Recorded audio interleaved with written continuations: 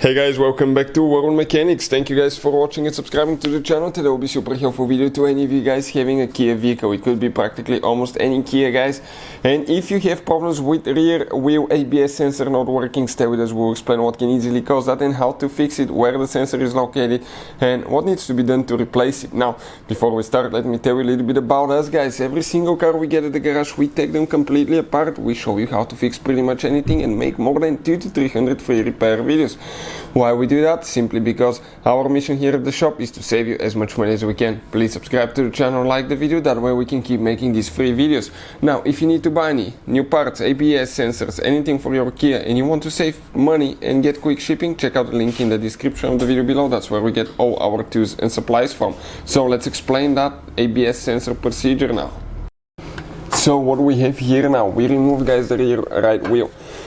Now, on not all Kias, but Kias such as Kia Optima, Cadenza, or I think, don't quote me on the last ones, but maybe Sorento use that design as well. You actually have drum and disc brakes as well, and you wonder why?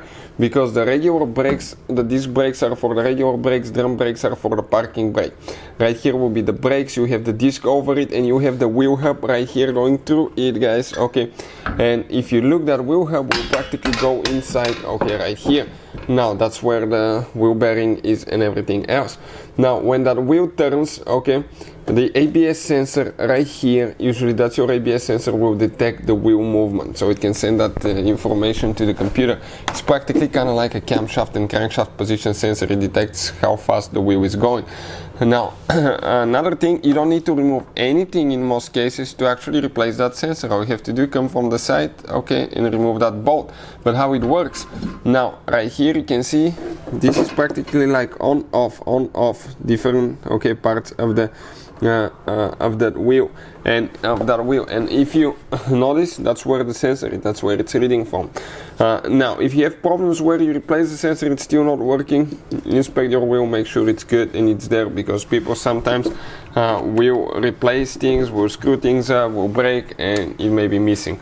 Now all we have to do to remove really the rear ABS sensor is pretty easy. You remove, guys, a bolt, okay, and you grab it. You have a seal that prevents water, dust and dirt building up, and practically comes around, attaches to the suspension with two bolts. In our case here, two nuts, one bolt here, okay, and then you just go right there, remove it from the body, okay, and then it goes inside, guys. Okay, in our case it goes, okay, in the, okay, you can see where it is, in the trunk.